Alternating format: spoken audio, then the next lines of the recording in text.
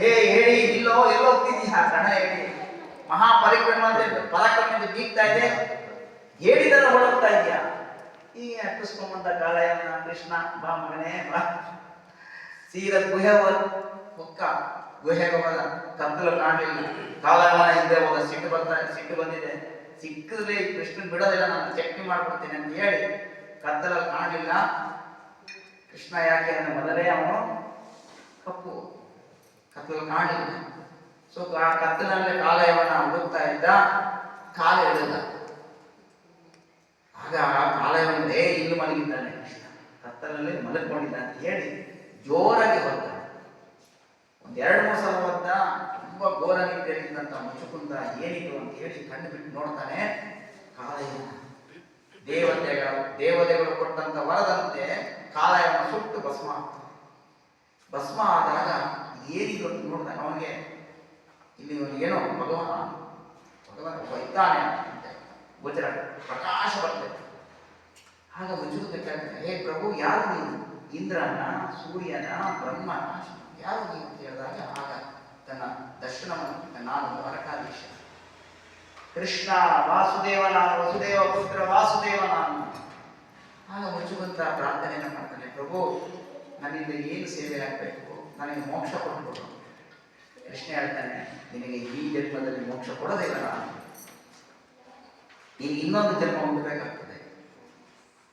ಆ ಜನ್ಮದಲ್ಲಿ ನೀನು ವೈಷ್ಣವನಾಗಿ ಹುಟ್ಟಿದ್ರೆ, ವೈಷ್ಣವ ಕುಟುಂಬದಲ್ಲಿ ಆ ಜನ್ಮದಲ್ಲಿ ನಿರಂತರವಾಗಿ ನನ್ನನ್ನು ಸ್ಮರಿಸ್ತೀಯ, ಆಗ ನೀನು ವೈಕುಂಠ ಬರ್ತೀಯ. ಅದು ಈ ಜನ್ಮದಲ್ಲಿ ಕೊಡೋದಿಲ್ಲ, ನೀನು ಹೋಗು ತಪಸ್ಸು ಮಾಡು ಅಂತ ಹೇಳಿ ಭಗವಂತ ಅದೃಶ್ಯನಾದ.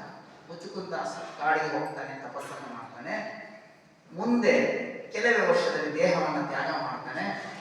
ಒಬ್ಬ ಬ್ರಾಹ್ಮಣ ವೈಷ್ಣವ ಕೃಷ್ಣನ ಒಂದು ಹರಿಭಕ್ತರ ಕುಟುಂಬದಲ್ಲಿ ಹುಟ್ಟುಕೊಳ್ತಾನೆ. ಬ್ರಾಹ್ಮಣ ಮಗನಾಗಿ ಯಾರವನು? ಪುಂಡಲೀಕ. ಅವನೇ ಪುಂಡಲೀಕ. ಇಲ್ಲಿ ಪುಂಡಲೀಕ ಬೆಳೀತಾನೆ, ಒಬ್ಬನೇ ಮಗ. ಎಲ್ಲರ ಆದರೆ ಕೆಟ್ಟವರ ಸಂಘವನ್ನು ಮಾಡ್ತಾನೆ, ದುಸ್ಸಂಗ. ಅದಕ್ಕೆ ನಮಗೆ ಸತ್ಸಂಗ ಬೇಕು. ಸತ್ಸಂಗ ಮಾಡಿದ್ರೆ ಸಜ್ಜನರಾಗ್ತೇವೆ, ದುಸ್ಸಂಗ ಮಾಡಿದ್ರೆ ದುರ್ಜನರ. ಬ್ರಾಹ್ಮಣರ ಮನೆಯಲ್ಲಿ ಹುಟ್ಟಿದ್ದರೂ ಸಹ ದುಸ್ಸಂಗದಿಂದ ದುಷ್ಟನಾದ ಕಲಿಬಾರ್ದೆಲ್ಲ ಕಲ್ತ್ಕೊಳ್ತಾನೆ. ಹಿಂದಿನ ಸಮಾಸ, ಮದುವೆ, ಹೀಗೆ ದುಷ್ಟರ ಸಂಘದಿಂದ ದುಷ್ಟನಾಗ್ತಾನೆ. ತಂದೆ ತಾಯಿಗಳಿಗೆ ಪೀಡಿಸುವುದಕ್ಕೆ ಕೋಳಿಕೋತಾನೆ, ತುಂಬಾ ದುಃಖವನ್ನು ಕೊಡ್ತಾನೆ ತಂದೆ ತಾಯಿ. ಹೀಗೆ ಏನ್ ಮಾಡೋದು? ಒಬ್ಬನೇ ಮಗ, ತಂದೆ ತಾಯಿಯನ್ನು ಸಹಿಸ್ಕೋತಾನೆ. ವಯಸ್ಸಾಗಿದೆ, ವಯಸ್ಸಾದ ಮಗ ಕುಡಿಯಕ್ಕಾಗಲ್ಲ, ಏನು ಮಾಡಕ್ಕ, ವಯಸ್ಸಾಗಿದೆ, ಸರಿಯಾಗಿ ಕಣ್ಣುಗಳು ಕಾಣೋದಿಲ್ಲ. ಹೀಗೆ ಮಗನು ಕೊಟ್ಟಂತ ಉಪಟಳವನ್ನು ಅವರಿಬ್ಬರು ಸಹಿಸ್ಕೋತಾರೆ ತಂದೆ ತಾಯಿಗಳು. ಹೀಗೆ ಇವನ ಒಂದು ತಂದೆ ತಾಯಿಗಳಿಗೆ ಕೊಡುವಂತ ಕಾಟ ಜಾಸ್ತಿ ಆಗ್ತಾ ಇರುತ್ತೆ. ಸೊ ಒಂದು ದಿನ ಅವನ ಮನೆ ಮುಂದೆ ಯಾತ್ರಿಕರು ಹೋಗ್ತಾ ಇರ್ತಾನೆ. ಪುಂಡಲೀಕ ಕೇಳ್ತಾನೆ, ಎಲ್ಲಿ ಹೋಗ್ತಿದ್ದೀರಾ? ಇಲ್ಲ, ನಾವು ಯಾತ್ರೆ ಹೋಗ್ತೇವೆ, ಕಾಶಿ ಯಾತ್ರೆ. ಯಾಕೆ ಹೋಗ್ತಿದ್ದೀರಾ? ಅಲ್ಲಿ ಗಂಗಾ ನದಿ ಸ್ನಾನ ಮಾಡಿ ಶಿವನ ದರ್ಶನ ಮಾಡ್ತೀವಿ. ಯಾಕೆ ಮಾಡಬೇಕು? ನಾವು ಮಾಡಿದ ಪಾಪಗಳಿಗೆ ಪ್ರಾಯಶ್ಚಿತ್ತ. ನಮ್ಮ ಪಾಪ ಹೋಗ್ಬೇಕು ಅಂದ್ರೆ ನಾವೆಲ್ಲ ಏನೇನೋ ಪಾಪ ಮಾಡಿರ್ತೇವೆ. ಅವರೆಲ್ಲ ಹೇಳಿದ್ರು ಏನೇನು ಪಾಪ ಅಂತ. ಆಗ ಇನ್ನೊಂದು ಪುಂಡಲೀಕ ಅನಿಸ್ತದೆ, ಹೌದಲ್ವಾ, ನಾನು ಇಷ್ಟೆಲ್ಲ ಮಾಡಿದ್ರಲ್ಲ, ನಮ್ದು ಏನಾದರೂ ಪಾಪ ಇದೆ ಅಂತ ಕೇಳ್ತಾರೆ. ಹೌದು, ನೀನು ತುಂಬಾ ಪಾಪ ಮಾಡಿದ್ದಾರೆ. ಹಾಗಾದ್ರೆ ಏನ್ ಮಾಡು? ನಮ್ಮ ಜೊತೆ ಕಾಶಿ. ಸೊ ಪುಂಡಲೀಕ ಅವ್ರ ಜೊತೆ ಹೋದ, ಸಾಧುಗಳ ಜೊತೆ ಕಾಶಿ ಯಾತ್ರೆ ಮಾಡ್ತಾ ಗಂಗಾ ನದಿಯೆಲ್ಲ ಸ್ನಾನ ಆಯಿತು. ಸೊ ಅವನಿಗೆ ಯಾವಾಗ ಕಾಶಿ ಯಾತ್ರೆ ಮಾಡಿ ಮನಸ್ಸು ಸ್ವಲ್ಪ ಅವನ ಶುದ್ಧವಾಗ್ತಾ ಹೋಯ್ತು.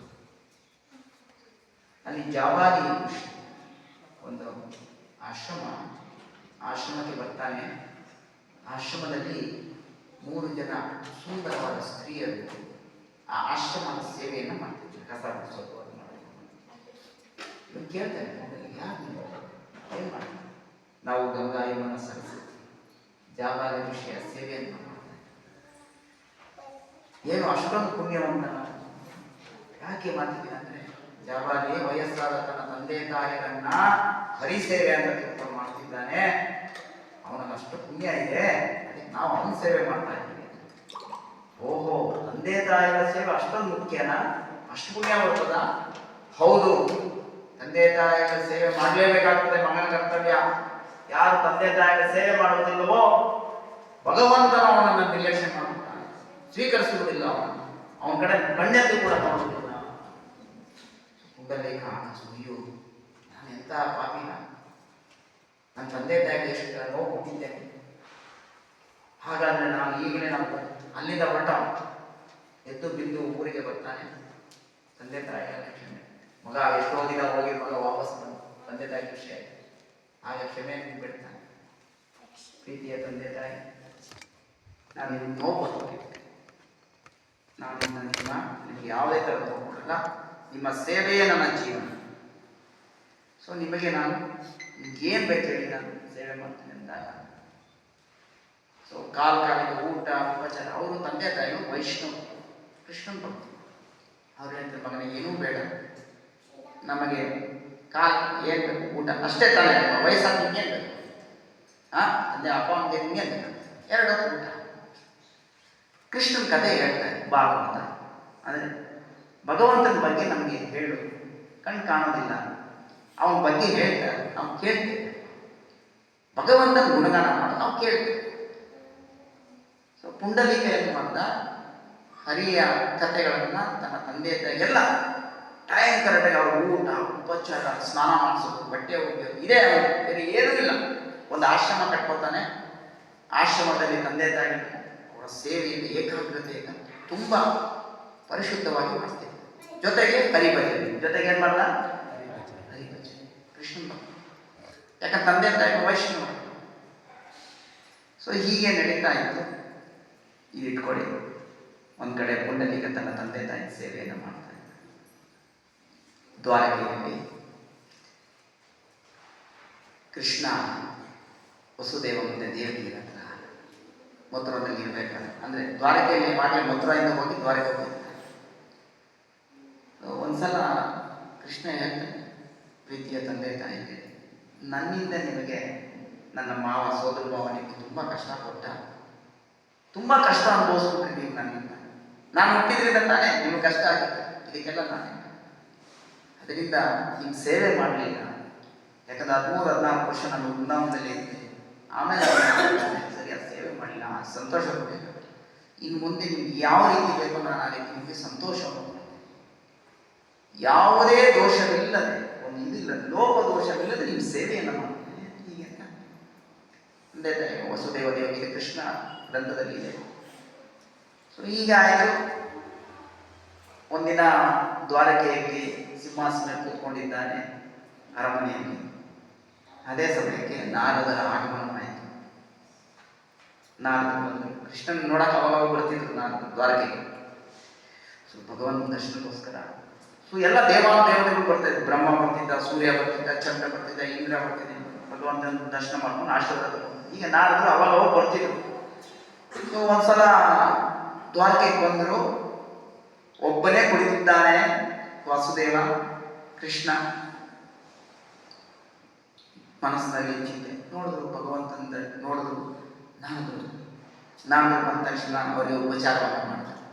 ನಾರದರು ಬಂದ ಬ್ರಾಹ್ಮಣರಲ್ಲ, ಅವರಿಗೆಲ್ಲ ಉಪಚಾರವನ್ನು ಸತ್ಕಾರವನ್ನು ಮಾಡ್ತಾರೆ. ಸೊ ನಾರದರು ಕೇಳ್ತಾರೆ, ಪ್ರಭು ಏನೋ ನಿನ್ನ ಮನಸ್ಸಿನಲ್ಲಿ ಚಿಂತೆ ಇದೆಯಲ್ಲ, ನಿನಗೆ ಚಿಂತೆಯೇ ಇಲ್ಲ, ನೀನು ಚಿಂತೆ ಮಾಡ್ತಿದ್ದೀಯ, ಏನೋ ಮನಸ್ಸಿನಲ್ಲಿ ಏನೋ ಒಂದು ಚಿಂತೆ ಇದೆ ನಿನ್ನಲ್ಲಿ ಅಂತ ನಾರದರು ಕೇಳ್ತಾರೆ. ಯಾಕೆಂದ್ರೆ ಭಗವಂತನಿಗೆ ಯಾವುದೇ ಚಿಂತೆ ಇಲ್ಲದವರು. ಆದರೆ ಅವನು ಏನು ಮಾಡೋದು ಲೋಕ ಕಲ್ಯಾಣ ಮಾಡ್ತಾನೆ, ಅದೊಂದು ವಿಶೇಷ. ಕೃಷ್ಣ ಏನು ಮಾಡೋದು ಸಹ ಲೋಕ ಕಲ್ಯಾಣ, ಲೋಕ ಕಲ್ಯಾಣಕ್ಕೋಸ್ಕರ ಎಲ್ಲ ಲೀಲೆ ಮಾಡ್ತಾನೆ. ಸೊ ನಾವು ಮನಸ್ಸನ್ನು ಅನ್ಕೊಂಡು ಕೃಷ್ಣ ಚಿಂತೆ ಮಾಡ್ತಾ ಇದ್ದಾನೆ ಅಂದ್ರೆ ಏನೋ ಇದರಿಂದ ಲೋಕ ಕಲ್ಯಾಣ ಆಗ್ತದೆ, ಸಮಾಜಕ್ಕೆ ಒಳ್ಳೇದಾಗುತ್ತೆ, ಜೀವಾತ್ಮನಿಗೆ ಒಳ್ಳೇದಾಗೋದೇ ಕೃಷ್ಣ ಈ ಚಿಂತನೆ ಇದ್ದಾನೆ. ಇಲ್ಲಿ ಏನೇನು ಕೇಳ ಪ್ರಭು, ಏನು ನೀನು ತಪ್ಪು ತಿಳ್ಕೊಳ್ಳಿಲ್ಲ ಅಂತ ನಾನು ಕೇಳ್ತೇನೆ ಪ್ರಭು, ಏನು ಈ ಚಿಂತೆಗೆ ಕಾರಣ ಏನು? ಕೃಷ್ಣ ಹೇಳ್ತಾನೆ, ಏನಿಲ್ಲ, ನಾದ್ರೆ ನಮ್ಮ ತಂದೆ ನನ್ನಿಂದಲೇ ನನ್ನ ತಂದೆ ತಾಯಿ ತುಂಬ ಕಷ್ಟ ನೋವು ಅನುಭವಿಸ್ಬಿಟ್ರು.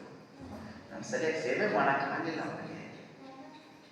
ಅದರಿಂದ ನನ್ನ ಮನಸ್ಸಿನಲ್ಲಿ ನಾನು ಮಾಡ್ತಾ ಇದ್ದೆ, ಆದರೂ ನನ್ನ ಮನಸ್ಸಿನಲ್ಲಿ ಏನೋ ಒಂದು ಫೀಲಿಂಗ್ ಕಾಡ್ತಾ ಇದೆ. ನನ್ನ ತಂದೆ ತಾಯಿ ಸರಿಯಾಗಿ ಸೇವೆ ಮಾಡಲಿಲ್ಲ. 14 ವರ್ಷ ನನ್ನ ಜನ್ಮ ಕೊಟ್ಟಂತ ತಂದೆ ತಾಯಿ.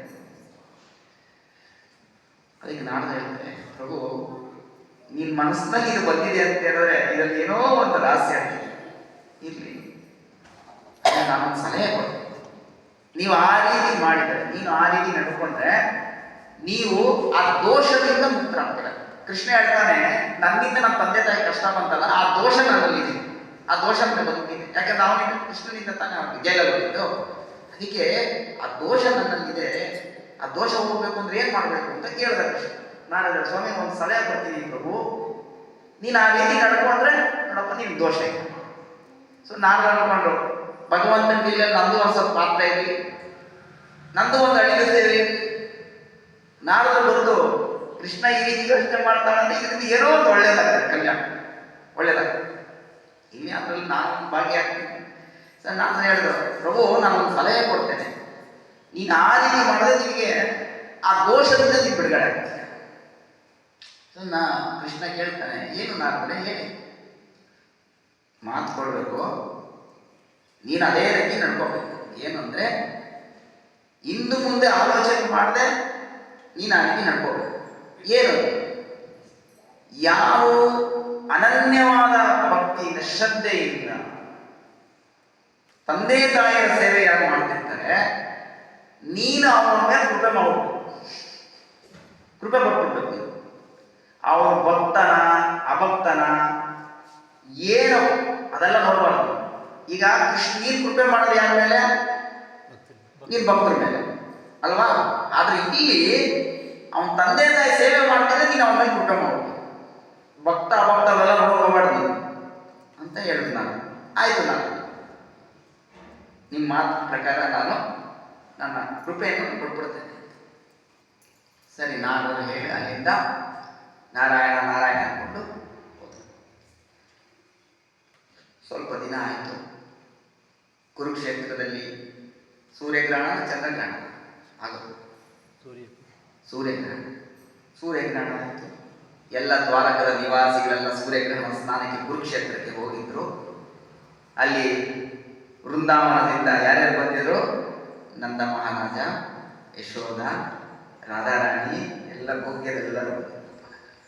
ಎಷ್ಟೋ ವರ್ಷಗಳಾದ ಮೇಲೆ ತನಗೆ ಅತ್ಯಂತ ಪ್ರೀತಿ ಪಾತ್ರರಾದ ರಾಧಾರಾಣಿಯ ದರ್ಶನವಾಗ್ತದೆ ಕೃಷ್ಣನಿಗೆ. ಎಷ್ಟೋ ವರ್ಷಗಳಾದ ಮೇಲೆ ಆಗ ರಾಧಾ ಮತ್ತು ಕೃಷ್ಣರು ತನ್ನ ವೃಂದಾವನದ ಸವಿ ನೆನಪುಗಳನ್ನು ಇಬ್ಬರೂ ಸಹ ಬೆಲ್ಕಾಡ್ತಾರೆ. ಸೊ ಆಯಿತು, ಕುರುಕ್ಷೇತ್ರದಲ್ಲಿ ಸೂರ್ಯಗ್ರಹಣ ಸ್ನಾನ ಆಯಿತು. ಎಲ್ಲರೂ ಅವರು ವಾಪಸ್ ಬಂದರು. ಮತ್ತೆ ನಾನು ಬಂದು ದ್ವಾರಕೆಗೆ ಬಂದಾಗ ಕೃಷ್ಣನ ಹತ್ರ ಹೋಗಲಿಲ್ಲ. ಎಲ್ಲೋದ್ರು? ರುಕ್ಮಿಣಿ ಹತ್ರ ಹೋದ್ರು. ಅಮ್ಮ, ನಿಮ್ಗೊಂದು ವಿಷಯ ಹೇಳಿಲ್ಲ. ಏನು ನಾನೇ? ಸಿಟ್ಟು ಮಾಡ್ಕೋಬೇಡಿ, ಹೇಳಿ, ದಯವಿಟ್ಟು ಹೇಳಿ. ನಿಮಗೆ ಗೊತ್ತಿದೆಯಾ ಕುರುಕ್ಷೇತ್ರದಲ್ಲಿ ಏನಾಯಿತು? ಕೃಷ್ಣ ನಿಮ್ಮ ಯಜಮಾನರಿದ್ದಾರಲ್ಲ ಪತಿ, ನಿಮಗಿಂತ ರಾಧಾರಾಣಿ ಜಾಸ್ತಿ ಪ್ರೀತಿ. ನೋಡಿ ಎಷ್ಟು ಏಕಾಂತವಾಗಿ ಮಾತಾಡಿದ್ರು. ನಿಮಗಿಂತ ರಾಧಾರಾಣಿ ಮೇಲೆ ಅವ್ರ ಪ್ರೀತಿ ಜಾಸ್ತಿ. ಎಷ್ಟು ನೋಡಿದ್ರ ನೀವು ಯಾವ ರೀತಿ ಅವರು ಅನನ್ಯವಾಗಿ ಎಷ್ಟು ಇಬ್ಬರು ಒಬ್ಬರನ್ನೊಬ್ಬರು ಪ್ರೀತಿಯಿಂದ ಮಾತಾಡಿದ್ರು. ನಿಮಗಿಂತ ರಾಧಾರಾಣಿಗೆ ಪ್ರೀತಿ ಜಾಸ್ತಿ. ಈ ಮಾತು ಯಾವಾಗ ಹೇಳಿ ರುಕ್ಮಿಣಿಗೆ ಅರ್ಥ ಆಯ್ತಲ್ಲ. ಸೊ ರುಕ್ಮಿಣಿ ಸಿಟ್ಟು ಬಂತು. ದ್ವಾರಕಾಧೀಶನ ಜೊತೆ ಜಗಳ ಆಯಿತು. ಇಬ್ಬರಿಗೂ ಸಹ ಕಲಹ ಆಯಿತು. ನಾರದರು ವಾಸುದೇವ ಮತ್ತೆ ರುಕ್ಮಿಣಿಯ ಮಧ್ಯೆ ಕಲಹ ಆಗುವಂತೆ. ಯಾಕಂದ್ರೆ ಲೋಕ ಕಲ್ಯಾಣ ಆಗಬೇಕು. ಯಾಕಂದ್ರೆ ಕಲಹ ಪ್ರಿಯ. ಅವರು ನಾಲ್ಕು ಏನಾದರೂ ಮಾಡಿದ್ರೆ ಅದು ಉದ್ಧಾರ ಆಗ್ತದೆ, ಸಮಾಜಕ್ಕೆ ಒಳ್ಳೇದಾಗ್ತದೆ. ಅರ್ಥ ಆಯ್ತಲ್ಲ? ಸೊ ಹೀಗೆ ಗಂಡ ಹೆಂಡರ ನಡುವೆ ಕಲಹ ಬಂದಿದೆ. ರುಕ್ಮಿಣಿ ವಾಸುದೇವನ ಮೇಲೆ ಸಿಟ್ಟು ಮಾಡಿಕೊಂಡು ಇಲ್ಲ, ನನಗಿಂತ ನಿಮ್ಗೆ ರಾಧಾರಾಣಿ ಇಷ್ಟ, ಹೋಗಿ ನೀವು ನಾದಾರಣ ಜೊತೆಗೆ ಇರಿ ಅಂತೇಳಿ ಅರಮನೆ ಬಿಟ್ಟು ಹೊರಡ್ಬಿಟ್ಟು ದ್ವಾರಕೆ ಬಿಟ್ಟು. ಸೊ ಕೃಷ್ಣ ಸಮಾಧಾನ ಮಾಡ್ತಾನೆ, ಇಲ್ಲ ಇಲ್ಲ ಇಲ್ಲ ಏನು ಮಾಡೋದು ಕೇಳಿಲ್ಲ, ಸಿಟ್ಟು ಮಾಡಿಕೊಂಡು ಅರಮನೆ ಬಿಟ್ಟು ಹೊರಟ್ಬಿಡ್ತಾರೆ. ಸೊ ಗಂಡನಾದವ ಹೆಂಡತಿ ಹೋದ್ಮೇಲೆ ಸುಮ್ಮನಿರಕ್ಕಾಗುತ್ತ, ತಾನು ಹೋಗ್ಬೇಕು ತಾನೆ. ಸಿಟ್ಟು ಮಾಡ್ಕೊಂಡು ತವ್ರ ಮನೆಗೆ ಹೋದಾಗ ಗಂಡ ಸುಮ್ಮನೆ ಇರಬಾರ್ದು, ಮತ್ತೆ ಹೋಗ್ಬೇಕು ಹುಡ್ಕೊಂಡು. ಕೃಷ್ಣ ತೋರಿಸ್ಕೊಟ್ಟವ್ರೆ. ಹೆಂಡತಿ ಎಲ್ಲೋದ್ರು, ತವ್ರ ಮನೆಗಂತೂ ಹೋಗಿಲ್ಲ, ಹುಡ್ಕೊಂಡು ಬಂದ. ಎಲ್ಲೋದ್ರು ಸೀದಾ ಬಂದವಳು ದಂಡಕಾರಣ್ಯ ಅನ್ನೋ ಒಂದು ಸ್ಥಳ ಇತ್ತು, ಅಲ್ಲಿ ಸಿಟ್ಟು ಮಾಡ್ಕೊಂಡು ಕೂತ್ಕೊಂಡು. ಆ ದಂಡಕಾರಣ್ಯ ಯಾವುದು? ಈಗಿನ ಪಂಡರ ದಂಡಕಾರಣ್ಯ. ಕೂತ್ಕೊಂಡ್ಬಿಟ್ಟು ದ್ವಾರಕಾಧೀಶ ಕೃಷ್ಣ ಹೆಂಡತಿಯನ್ನು ಹುಡುಕೊಂಡು ನೆಪ ಮಾತ್ರ ಹೆಂಡತಿ ಹುಡ್ಕೊಂಡು, ಇಲ್ಲಿ ಒಂದು ಆಗಬೇಕು ಕೆಲಸ, ಲೋಕ ಕಲ್ಯಾಣದ ಕೆಲಸ. ಹುಡುಕೊಂಡು ಬಂದಾಗ ಒಂದು ಆಶ್ರಮದಲ್ಲಿ ಹರಿಭಜನೆ ಹೇಳ್ತಾ ಇದೆ, ತನ್ನನ್ನ ಸ್ತುತಿ ಮಾಡ್ತಾ ಇದ್ದಾನೆ. ನೋಡಿದ ಪುಂಡಲೀಕ ಏನ್ ಮಾಡ್ತಿದ್ದಾನೆ? ತಂದೆ ತಾಯಿಗಳಿಗೆ ಆಗತಾನೆ ಊಟ ಆಗಿದೆ, ಮಲಗಿದ್ದಾರೆ, ಬೀಸ್ತಾ ಇದ್ದಾರೆ. ಬೀಸಬೇಕಾದ್ರೆ ತಂದೆ ತಾಯಿಗಳು, ಮಗನೇ ಒಂದು ಒಳ್ಳೆ ಭಜನೆ ಹೇಳು ಕೃಷ್ಣನ ಬಗ್ಗೆ, ನಾರಾಯಣ. ಸೊ ಹೀಗೆ ಹರಿಯ ಒಂದು ಗುಣಗಾನವನ್ನು ಮಾಡ್ತಾ ಪುಂಡಲೀಕ ತನ್ನ ತಂದೆ ತಾಯಿಗಳಿಗೆ ಚಾಮರವನ್ನು ಬೀಸ್ತಾ ಇದ್ದಾನೆ. ಅರ್ಧಂಬರ್ಧ ನಿದ್ರೆ ಆಗಿದೆ ತಂದೆ ತಾಯಿಗಳಿಗೆ, ಇದು ಮಾಡ್ತಾನೆ, ಸೇವೆ ಮಾಡ್ತಿದ್ದಾನೆ. ಸೊ ದ್ವಾರಕಾಧೀಶ ಬಂದಾಯ್ತು, ಕೃಷ್ಣ ಬರ್ತಾನೆ. ಆ ಕುಟೀರದ ಬಾಯಿಗೆ ಬಂದು, ಪುಂಡಲೀಕ, ನಾನು ನಿನ್ನ ಮೇಲೆ ಕೃಪೆ ಮಾಡಿದ್ದೇನೆ, ನಿನಗೆ ದರ್ಶನವನ್ನು ಕೊಡಬೇಕು ಅಂತ ಬಂದಿದ್ದೇನೆ, ಬಾ, ನೀನು ಏನು ವರ ಬೇಕಂತ ಹೇಳ್ಬೋ, ನಿನ್ನ ಮೇಲೆ ನಾನು ಕೃಪೆಯನ್ನು ತೋರ್ತೇನೆ, ಬಾ ಅಂತ ಕರೆದ. ಯಾರು? ಕೃಷ್ಣ. ಬಾಗಿಲು ನಿಂತ್ಕೊಂಡು. ಯಾಕಂದ್ರೆ ಸುಮ್ಮನೆ ಹಾಗೆ ನೇರವಾಗಿ ಮನೆ ಒಳಗಡೆ ಹೋಗ್ಬಾರ್ದು, ಸಜ್ಜನರ ಲಕ್ಷಣ ಅಲ್ಲ ಅಲ್ವಾ. ನೇರವಾಗಿ ಮನೆ ತಟ್ಟಬೇಕು, ಯಾರಿದ್ದೀರ, ಅದು ಹೊಸ ಹೊಸ ಹೊಸ ಮನೆ ಅಲ್ವಾ, ಪರಿಚಯ ಇಲ್ಲ ಪುಂಡಲೀಕ. ಅದಕ್ಕೆ ಅವನು ಹೇಳ್ತಾನೆ, ಪರಿಚಯ ನಾ. ಸೊ ಪುಂಡಲೀಕ ಕೇಳ್ತಾನೆ, ಯಾರು ನೀನು? ಕೃಷ್ಣ ಹೇಳ್ದ, ನಾನು ದ್ವಾರಕಾಧೀಶ, ವಸುದೇವನ ಮಗ ವಾಸುದೇವ ಬಂದಿದ್ದೇನೆ, ಬಾ, ಏನು ಬೇಕೋ ಕೇಳ್ಕೊ, ಹೊರ ಕೊಡಕ್ಕೆ ಬಂದಿದ್ದೀನಿ ಅಂತ. ಸೊ ಪುಂಡಲೀಕ ಹೇಳ್ತಾನೆ, ಪ್ರಭು ದಯವಿಟ್ಟು ಕ್ಷಮಿಸು, ನನ್ನ ತಂದೆ ತಾಯಿಗೆ ನಿದ್ರೆ ಬಂದಿಲ್ಲ, ಅರ್ಧಂಬರ್ಧ ನಿದ್ರೆ ಮಾಡಿದ್ದೆ, ಅವರು ಸಂಪೂರ್ಣವಾಗಿ ನಿದ್ರೆ ಮಾಡಿದ್ಮೇಲೆ ನಾನು ಬರ್ತೇನೆ. ಅಲ್ಲಿವರೆಗೆ ಈ ಇಟ್ಟಿಗೆ ಮೇಲೆ ನಿಂತ್ಕೊ ಅಂತೇಳಿ ಒಂದು ಕಲ್ಲನ್ನು ತೆಗೆದು ಆ ಕಡೆ ಮುಗಿತಾನೆ. ಆ ಕಡೆ ನಿಂತ್ಕೊಂಡು ಕಲ್ಲಿನ ಮೇಲೆ ನಿಂತ್ಕೊಂಡೆ ನಾವು ಬರೋರು. ಕೃಷ್ಣ ಏನು ಮಾಡ್ತಾನೆ, ಆ ಕಲ್ಲಿನ ಮೇಲೆ ನಿಂತ್ಕೊಂಡ. ಎಷ್ಟೊತ್ತು ನಿಂತ್ಕೋತಾನೆ, ಅವನ ಕೈ ಏನಾಯ್ತು, ಸೊಂಟದ ಮೇಲೆ ಹೋಯ್ತು. ಈ ಒಂದು ಭಂಗಿಯಲ್ಲಿ ನಿಂತಿದ್ದಾನೆ.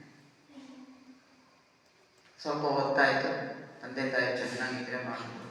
ಪುಂಡಲೀಕ ಬಂದು ಆ ದರ್ಶನವನ್ನು ಮಾಡಿದ.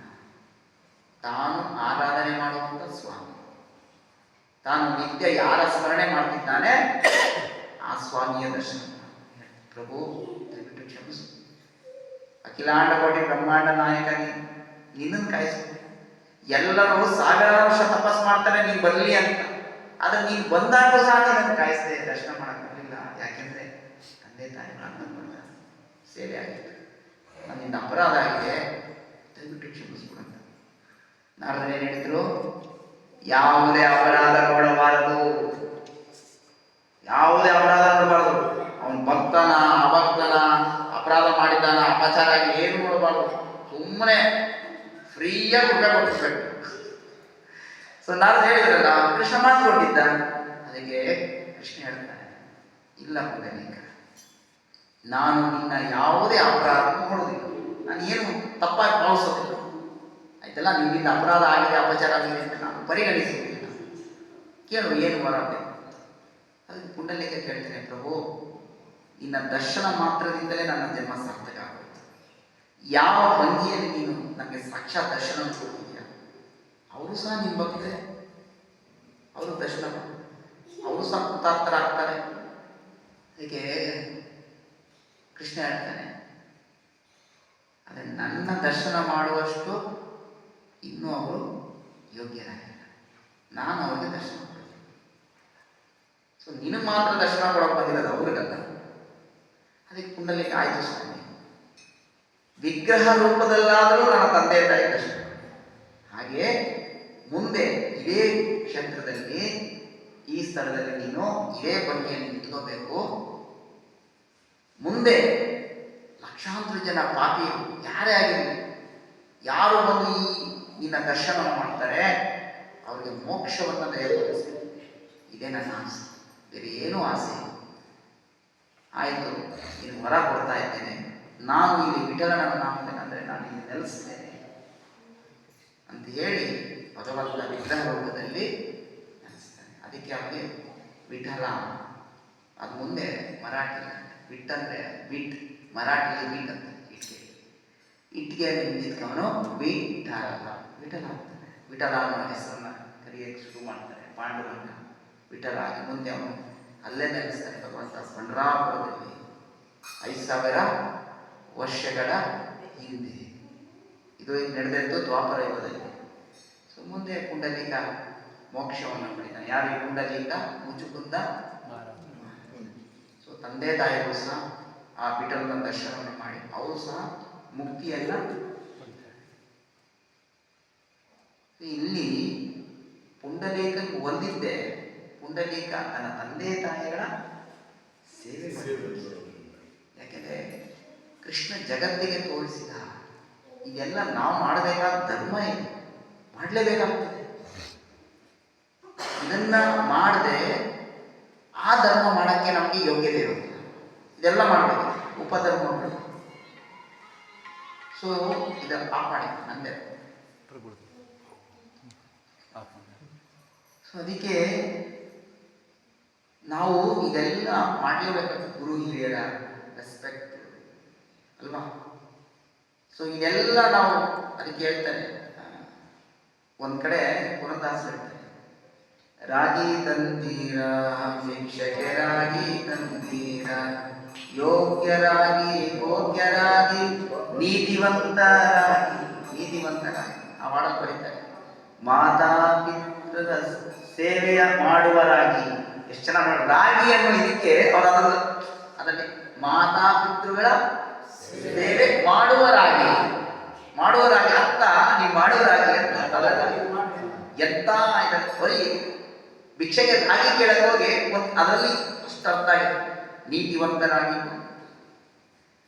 ಪುರಂದರನ ವಿಠಲನ ಸೇವಿಪರಾಗಿ, ರಾಮನಾಮವ ಸ್ಮರಿಸುವರಾಗಿ. ಅದನ್ನು ಹೇಳ್ತಾರೆ ಮಾತಾ ಪಿತೃಗಳ ಸೇವಿಪರಾಗಿ. ಸೊ ಹೀಗೆ ಇದು ನಾವು ಗಮನದಲ್ಲಿಟ್ಟಬೇಕು. ನಾನು ಇಸ್ಕಾನ್ಗೆ ಹೋಗ್ತಾ ಇದ್ದೇನೆ, ನಾನು ಜಪ ಮಾಡ್ತಾ ಇದ್ದೇನೆ ಅಂತ ಹೇಳಿ ಮನೆಯಲ್ಲಿದ್ದಂಥ ತಂದೆ ತಾಯಿಗೆ ನಾವು ನೋವು ಕೊಟ್ಟರೆ ನಿಮಗೆ ಮಹಾಪ್ರಭುಗಳ ಕೃಪೆ ನಿಮಗೆ ಸಿಗೋದಿಲ್ಲ. ಯಾಕೆಂದರೆ ಶ್ರೀ ಚೈತನ್ಯ ಮಹಾಪ್ರಭುಗಳು ಸಹ ಸನ್ಯಾಸವನ್ನು ತೆಗೆದುಕೊಂಡು ಸಂದರ್ಭ ಬಂದಾಗ ಅದ್ವೈತಾಚಾರ್ಯನ ಹೇಳ್ತಾರೆ, ನನ್ನ ತಾಯಿ ಅಂದರೆ ತಂದೆಯನ್ನು ತೀರ್ಕೊಂಡಿದ್ದಾರೆ. ವಯಸ್ಸಾಗಿದ ಶಶಿ ಮಾತೆಗೆ ತನ್ನನ್ನೇ ಅವಲಂಬಿಸಿದ್ದ. ಅದ್ವೈತಾಚಾರ್ಯರು ಹೇಳ್ತಾರೆ, ಇನ್ನು ಮುಂದೆ ನನ್ನ ಜಾಗದಲ್ಲಿ ನೀವು ನಿಂತು ನನ್ನ ತಂದೆಯ ನನ್ನ ತಾಯಿಯ ಸೇವೆಯನ್ನು ಮಾಡಬೇಕು. ಮಹಾಪ್ರಭು ಹೇಳೋದು ಅದ್ವೈತಾಚಾರ್ಯರು ನೋಡ್ಕೊಳ್ಳೋದು ಶಚಿ ಮಾತೆಯನ್ನು. ಅವಾಗ ಯೋಗಕ್ಷೇಮ ವಿಚಾರಿಸ್ತಿದ್ರು ಶ್ರೀ ಚೈತನ್ಯ ಮಹಾಪ್ರಭು, ನನ್ನ ತಂದೆ ತಾಯಿ ಹೇಗಿದ್ದಾಳೆ. ಅದ್ವೈತಾಚಾರ್ಯರು ಅಷ್ಟು ಚೆನ್ನಾಗಿ ಶಚಿ ಮಾತೆಯನ್ನು ನೋಡ್ಕೊತಾರೆ. ಮಹಾಪ್ರಭು ನೆಗ್ಲೆಕ್ಟ್ ಮಾಡಿದ್ರ ಇಲ್ಲ. ಯಾಕಂದ್ರೆ ಒಬ್ಬ ಕೃಷ್ಣ ಭಕ್ತ ಅಂದ್ರೆ ಎಲ್ಲ ಸದ್ಗುಣಗಳಿರಬೇಕು. ಯಾವ ಸದ್ಗುಣಗಳು? ಇವೆಲ್ಲ ಇರಬೇಕು. ಅವಾಗಲೇ ಕೃಷ್ಣ ಭಕ್ತ. ಏನು? ಗುರು ಹಿರಿಯರಿಗೆ ಗೌರವ, ಪ್ರಾಣಿಗಳ ಮೇಲೆ ದಯಾ. ಪ್ರಾಣಿಗಳ ಮೇಲೆ ದಯೆ. ಪ್ರಾಣಿಗಳಿಗೆ ಹೆಂಗಾಗಿ ಹಿಂಸೆ ಕೊಡೋದು. ಅವನು ವೈಷ್ಣವನಾಗುವುದಕ್ಕೆ ಯೋಗ್ಯನಲ್ಲ. ಏನು ಮಾನದಂಡ? ಇವನು ನಿಜವಾದ ಕೃಷ್ಣ ಭಕ್ತ ಅನ್ನುವುದಕ್ಕೆ ಮಾನದಂಡ ಅವನು ಯಾವ ಪ್ರಾಣಿಗೂ ಯಾವುದೇ ರೀತಿಯ ಹಿಂಸೆ ಕೊಡಬಾರದು. ಜೀವ ಹಿಂಸೆ ಕೊಡಬಾರದು.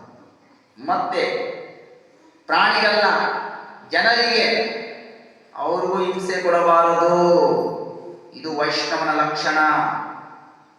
ಅವನಿಂದ ಯಾರು ನೋವನ್ನು ಅನುಭವಿಸಬಹುದು, ನಮ್ಮಿಂದ ಯಾರಿಗೂ ನೋವಾಗಬಾರದು, ನನ್ನಿಂದ ಯಾರಿಗೂ ಅನ್ಯಾಯ ಆಗಬಾರದು, ನನ್ನಿಂದ ಯಾರಿಗೂ ಮೋಸ ಆಗಬಾರದು. ಇದೆಲ್ಲ ವೈಷ್ಣವನ ಲಕ್ಷಣಗಳು.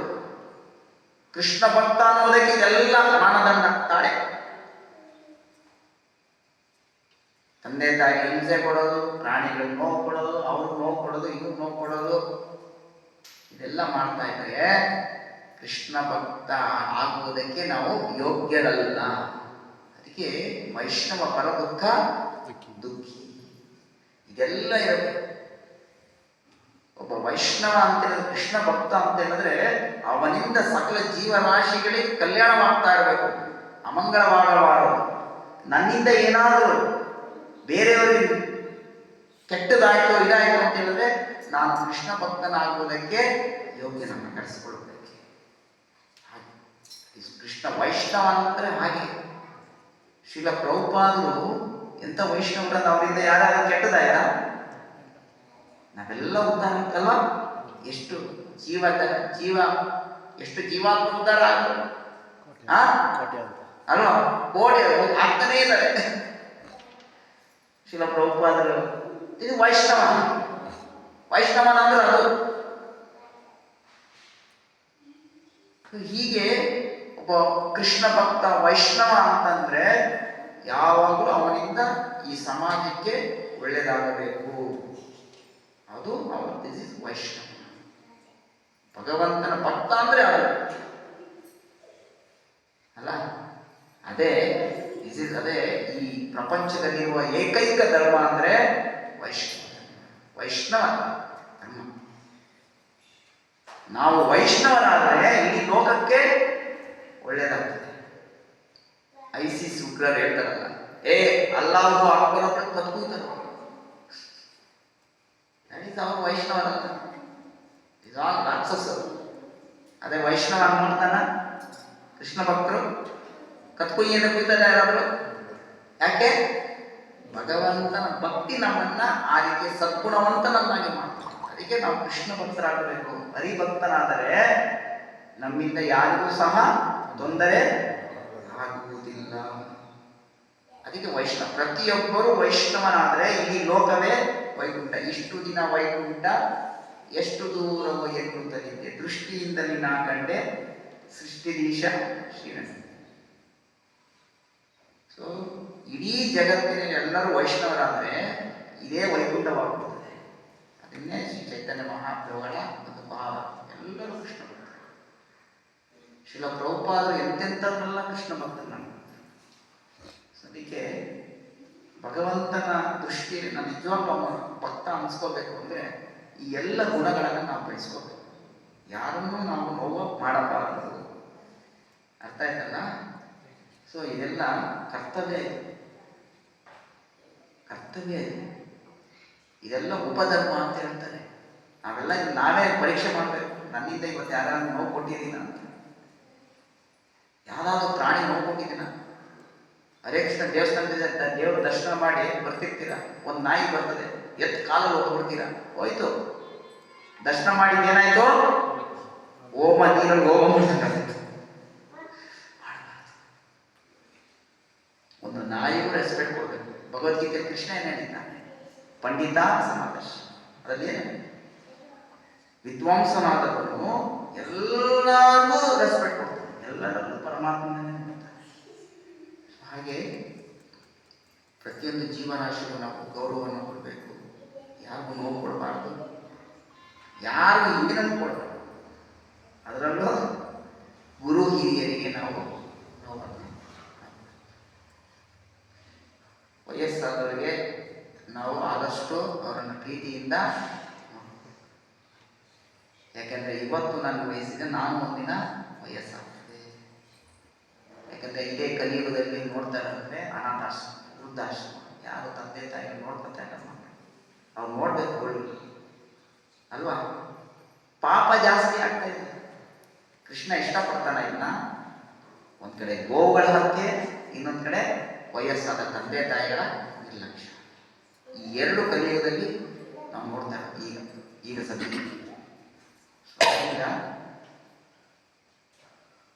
ಕೃಷ್ಣ ಕೃಪೆ ಸಿಗಬೇಕು ಅಂದರೆ ಅದರಲ್ಲೂ ತಂದೆ ತಾಯಿಗಳೇನಾದ್ರು ಕೃಷ್ಣ ಭಕ್ತರಾಗಿದ್ದರಂತೂ ಮುಗಿದೇ ಹೋಯ್ತು. ಅವ್ರಿಗೆ ಏನಾದ್ರೂ ನೋಡ್ಕೊಟ್ರೆ ನೀವು ವೈಕುಂಠಕ್ಕೆ ಹೋಗೋದು ಕನಸೇನೆ.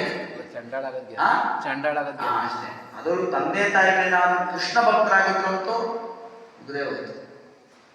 ತಂದೆ ತಾಯಿಗಳು ಪಾಪಿಗಳಾಗಿದ್ರು ಸೇವೆ ಮಾಡಬೇಕು. ನನ್ನ ಧರ್ಮ ನಾನು ಮಾಡಬೇಕು. ಅವ್ರು ಏನಾರ ಮಾಡ್ಕೊಳ್ಳಿ, ಅವ್ರು ನನಗೆ ಸರಿಯಾಗಿ ಆಗಲಿಲ್ಲ ಇದು ಮಾಡಿ ಅದನ್ನೇ ನಾವು ನೋಡಬಾರ್ದು. ನನ್ನ ಕರ್ತವ್ಯ ಏನು ಮಾಡಬೇಕಷ್ಟೆ. ಸೊ ವೈಷ್ಣವ ತಂದೆ ತಾಯಿಗಳೇನಾದ್ರು ಕೃಷ್ಣ ಭಕ್ತರಾಗಿದ್ರೆ ಅವರನ್ನ ತುಂಬಾ ಶ್ರದ್ಧೆಯಿಂದ ಸೇವೆ ಮಾಡಿದರೆ ನೀವು ಇನ್ನೂ ಭಕ್ತಿ ಮುಂದುವರಿತೀರ. ಯಾಕಂದ್ರೆ ವೈಷ್ಣವ ಎರಡು, ತಂದೆ ತಾಯಿ ಸೇವೆ ಮತ್ತು ವೈಷ್ಣವ ಸೇವೆ ಅಲ್ಲ. ಈಗ ಎಷ್ಟೋ ಭಕ್ತರು ತಂದೆ ತಾಯಿಗಳು ಭಕ್ತರಲ್ಲ. ಅಸೀಮ ಶ್ಯಾಮ್ ನೋಡೋಣ, ಇಡೀ ಫ್ಯಾಮಿಲಿ ವೈಷ್ಣವ ಫ್ಯಾಮಿಲಿ. ಅವ್ರ ತಂದೆ ಭಕ್ತರು, ತಾಯಿ ಭಕ್ತರು, ಅವ್ರು ಎಷ್ಟು ಮುಖ್ಯ ಭಕ್ತರು. ನಾನು ಹೇಳ್ತೀನಿ, ನನ್ನ ಮಗ ಒಬ್ಬ ಭಕ್ತನಾದರೆ 7 ಜನರೇಷನ್ ಉದ್ಧಾರ ಮಾಡ್ತಾರೆ. ಅವರಿಬ್ಬರು ಮಕ್ಕಳು ಭಕ್ತರು, ಮೊಮ್ಮಕ್ಕಳು ಭಕ್ತರಾಗ್ತಾರೆ. ಅವ್ರನ್ನ ಎಷ್ಟು ಪುಣ್ಯ ಮಾಡಿದ್ದಾರೆ. ಇದು ಅವ್ರ ಸುಕೃತಿ. ನಾನು ಜನ್ಮ ಕೊಟ್ಟಂತ ಮಕ್ಕಳೆಲ್ಲ ಕೃಷ್ಣ ಭಕ್ತರಾಗಿ ಎಲ್ಲರೂ ಆಗೋದಿಲ್ಲ. ಏನಾದರೂ ಕೃಷ್ಣ ಭಕ್ತರಾದಾಗ ಅದು ನಾನು ಪಡ್ಕೊಂಡಿರೋ ಸುಕೃತಿ ಅಂತ ಅಲ್ವಾ. ಅದಕ್ಕೆ ನಾವು ಭಕ್ತರಾಗಬೇಕು, ನಮ್ಮ ಮಕ್ಕಳನ್ನು ಕೃಷ್ಣ ಭಕ್ತರನ್ನಾಗಿ ಮಾಡಿ. ಅವಾಗೆ ಇಡೀ ವಂಶ ಒಳ್ಳೆಯದು. ಯಾಕೆ ಎಲ್ಲ ಅವನತಿ ಆಗ್ತಿದೆ ಅಂತ ಹೇಳಿದ್ರೆ, ನಾವು ಮಕ್ಕಳಿಗೆ ಕೃಷ್ಣ ಭಕ್ತಿ ಹೇಳ್ಕೊಡಲ್ಲ, ನಾವು ಭಕ್ತರಲ್ಲ ನಮ್ಮ ಮಕ್ಕಳಿಗೂ ಹೇಳ್ಕೊಡಲ್ಲ. ಅದಕ್ಕೋಸ್ಕರ ಈ ಸಮಾಜದಲ್ಲಿ ಎಲ್ಲ ನಡೀತಾ ಇದೆ. ಎಲ್ಲ ಉಪ್ಪಟಲ ಯಾಕೆ ನಡೀತಿದೆ, ಬೇರೆ ಏನೂ ಇಲ್ಲ. ಅವರು ಭಕ್ತರಾಗಲ್ಲ, ಮಕ್ಕಳನ್ನು ಭಕ್ತರಾಗಲ್ಲ. ಅವರು ಅಧರ್ಮಿಗಳು, ಮಕ್ಕಳನ್ನು ಅಧರ್ಮೀಯ ಮಾಡ್ತಾರೆ. ಅವರು ಅವ್ರ ತಂದೆ ತಾಯಿ ಸೇವೆ ಮಾಡಿರಲ್ಲ, ತಮ್ಮ ಮಕ್ಕಳಿಗೂ ಅದೇ ಹೇಳ್ಕೊಡಲ್ಲ. ಅವರು ಸಹ ಅಧರ್ಮದ ಸಂಕೋಲೆ ಮುಂದುವರ್ಕೊಂಡು ಹೋಗ್ತಾ ಇದೆ. ನೀವೆಲ್ಲರೂ ಸಹ ಭಕ್ತರಾಗಿದ್ದೀರಾ, ನಿಮ್ಮ ಮಕ್ಕಳನ್ನ ಭಕ್ತರು ಮಾಡ್ತಿದ್ದೀರಾ. ಅದ್ರ ಜೊತೆಗೆ ಈ ಸಂಸ್ಕಾರವನ್ನು ಸಹ ನಾವು ಹೇಳ್ಕೊಡ್ತೀವಿ. ಅರ್ಥ ಆಯ್ತಲ್ಲ? ಹರೇ ಕೃಷ್ಣ ಹರೇ ಕೃಷ್ಣ ಕೃಷ್ಣ ಕೃಷ್ಣ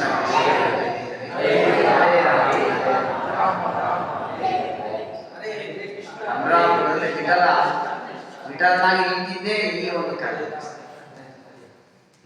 ಪುಂಡಲೀಕನಗೋಸ್ಕರ ಅದಕ್ಕೆ ಪುಂಡಲೀಕ ಮರದ ಅಂತ ಕರೀತಾರೆ. ಹರೇ ಕೃಷ್ಣ. ಈಗ ಕೃಷ್ಣ ಪ್ರಸಾದ ಕೃಷ್ಣ. ಅದೇ ವೈಷ್ಣವ ಧರ್ಮ ಅಂದರೆ ಅದೇ ಜೀವದಯ, ವೈಷ್ಣವ ಸೇವಾ ಮತ್ತು ನಾಮರುಚಿ. ವೈಷ್ಣವ ಸೇವೆ ಆಯಿತು, ನಾಮರುಚಿ ಸ್ವಲ್ಪ ಹೇಳ್ಬೇಕು. ನಾಮರುಚಿ ಯಾವಾಗ ಬರುತ್ತೆ? ಇದೆಲ್ಲ ಮಾಡಿದ ಭಗವಂತನ ನಾಮದಲ್ಲಿ. ಈಗ ಕೆಲವರು ಹೇಳ್ತಾರೆ, ಪ್ರಭು ನಾನು ತುಂಬ ವರ್ಷಗಳಿಂದ ಜಪ ಮಾಡ್ತಾ ಇದ್ದೇನೆ, ನನಗೆ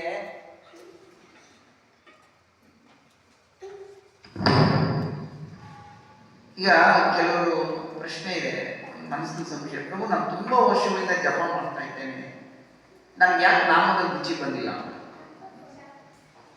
ಯಾಕೆ ಬರೋಲ್ಲ ಅಂತ ಹೇಳಿದ್ರೆ, ಏನೋ ಅಪಚಾರವಾಗ್ತಾ ಇರ್ತದೆ, ಏನೋ ಅಪಚಾರ ಆಗ್ತಾ ಇರ್ತದೆ, ನಾವು ಮಾಡಿದ ಸಾಧನೆ ಸೋರಿಕೆ ಆಗ್ತಾ ಇರ್ತದೆ, ನಾಮದಲ್ಲಿ ರುಚಿ ಬರಲ್ಲ.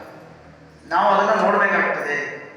ಏನು ಗುರುಗಳಿಗೆ ಅಪರಾಧ ಮಾಡ್ತಾ ಇರ್ತದೆ, ಅಪಚಾರ, ಗುರು ಅಪಚಾರ, ಇಲ್ಲ ವೈಷ್ಣವರಿಗೆ ಅಪಚಾರ ಮಾಡ್ತಾ ಇರ್ತದ್ದು, ಅಥವಾ ಪ್ರಾಣಿ ಜೀವದಯ ಇಲ್ಲದೇ ಇರಬಹುದು ನನ್ನಲ್ಲಿ. ಸೊ ಈ ಎಲ್ಲ ತಪ್ಪುಗಳಾಗ್ತಾ ಇದ್ರೆ ಎಷ್ಟೇ ವರ್ಷ ಜಪ ಮಾಡಿದ್ರು ಸಹ ನಾಮದಲ್ಲಿ ರುಚಿ ಬರುತ್ತೆ. ಅದಕ್ಕೆ ಕನಕದಾಸರು ಕುಟಲಿಯುವ ಬಿಡದೆ ಮನುಜನು ಕೋಟಿ ಜಪ ಮಾಡಿದರೆ ಅಂತ ಅದಕ್ಕೆ ಕನಕದಾಸರು ಇರೋದು. ಅಂದ್ರೆ ನಮಗೆ ಭಗವಂತನ ನಾಮದಲ್ಲಿ ಯಾವಾಗ ರುಚಿ ಬರ್ತದೆ ಅಂತ ಹೇಳಿದ್ರೆ, ನಾವು ಇದನ್ನೆಲ್ಲ ಫಾಲೋ ಮಾಡಬೇಕು. ಹೋಗಿ ಹೆಂಡತಿ ಹೋಗಿ ದಬ ದಬ ದಬ ಅಂತ ಹೊಡೆಯೋದು, ನಾಮ ರುಚಿ ಬರ್ತದ? ಹೆಂಡತಿ ಅದವಳು ಬಿಟ್ಟು ನನ್ನನ್ನೇ ನಂಬ್ಕೊಂಡು ಬಂದಿರ್ತಾಳೆ, ಅವಳು ಮದುವೆ ಹಾಕೊಂಡು ಅಲ್ವಾ? ಹೆಂಡತಿ ಯಾರು ಅವಲಂಬಿತಳಾಗಿರ್ತಾಳೆ, ಪತ್ನಿಯಾದವಳು ಪತಿಯನ್ನ ಹೋಗೋದು ತಮ್ಮ ತಮ್ಮ ಬಡಿಯೋದು. ನಾಮರುಚಿ ಬರ್ತದ? ಬರೋದಿಲ್ಲ. ಅಂದ್ರೆ ಏನೋ ಒಂದು ಆಗ್ತಾ ಇರುತ್ತೆ. ಈಗ ಗುರು ಹಿರಿಯರಿಗೆ ನಾವು ಏನೋ ಅನುಭವ ಕೊಟ್ಟಿರ್ತೀವಿ, ಜೀವದಯ ಇರಲ್ಲ, ಇದೆಲ್ಲ ಮಾಡ್ತಾ ಇರ್ತೀವಿ ನಾವು. ವೈಷ್ಣವ ಅಪರಾಧ ಮಾಡ್ತಿರ್ತೀವಿ, ವೈಷ್ಣವ ಅಪರಾಧ, ವೈಷ್ಣವ ಜನರಲ್ಲೂ ಸಹ ಅಪರಾಧ ಮಾಡ್ತಿರ್ತೇವೆ, ನೋವು ಕೊಡ್ತೇವೆ ನಾವು. ಸೊ ಇದೆಲ್ಲ ಮಾಡೋದ್ರಿಂದ ನಾಮರುಚಿ ಎಂದಿಗೂ ಸಹ ನೀವು ಬರೋದೇ ಇಲ್ಲ. ನೀವು ಒಂದೇ ಸೀಕ್ರೆಟ್ ನಾನು ಹೇಳ್ತೇನೆ, ನೀವು ಪ್ರತಿನಿತ್ಯ ಮಲಗಬೇಕಾದ್ರೆ ಯೋಚನೆ ಮಾಡಿ, ನಾನು ಇವತ್ತು ಏನಾದರೂ ಯಾರಿಗಾದ್ರೂ ನೋವು ಕೊಟ್ಟಿದ್ದೀನ ಅಂತ. ನನ್ನಿಂದ ಯಾರಿಗೂ ನೋವಾಗಬಾರ್ದು.